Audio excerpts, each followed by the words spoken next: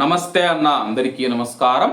కువైట్లో జిమ్మియాలకు సంబంధించిన కొత్త రూల్ అమల్లోనే ఉందని చెప్పి మంత్రిత్వ శాఖ తెలిపింది.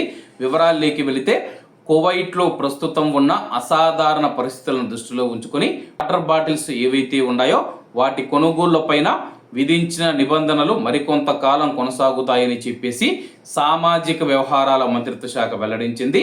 సెంట్రల్ మార్కెట్లు మరియు కోఆపరేటివ్ సొసైటీలు జిమ్మియాలు ఏవైతే ఉన్నాయో ఒక వ్యక్తికి గరిష్టంగా 5 కార్టూన్ల వాటర్ బాటిళ్లను మాత్రమే విక్రయిస్తారు.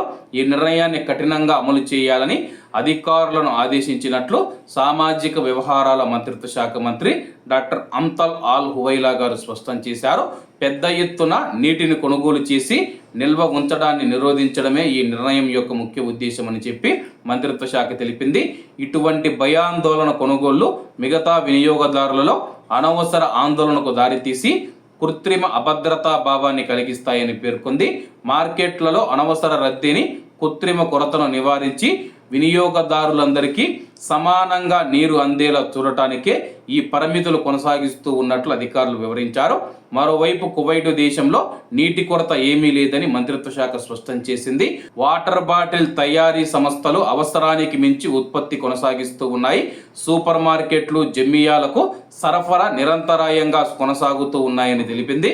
సరుకులు కొరత వల్ల కాకుండా ముందు జాగ్రత్త చర్యగా మాత్రమే ఈ నిబంధనలు విధించినట్లు అధికారులు తెలిపారు. అన్ని జిమ్మియాలు ఈ ఆదేశాలు పాటిస్తున్నాయో లేదో నిరంతరం పర్యవేక్షిస్తాము.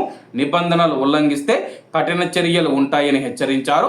వినియోగదారులు పుకార్లను నమ్మవద్దని, కేవలం తమ యొక్క అవసరానికి సరిపడ మాత్రమే వస్తువులు కొనుగోలు చేయాలని చెప్పి మంత్రిత్వ శాఖ కువైట్లోని కువైటీ పౌరులకు మరియు ప్రవాసులకు విజ్ఞప్తి చేసింది.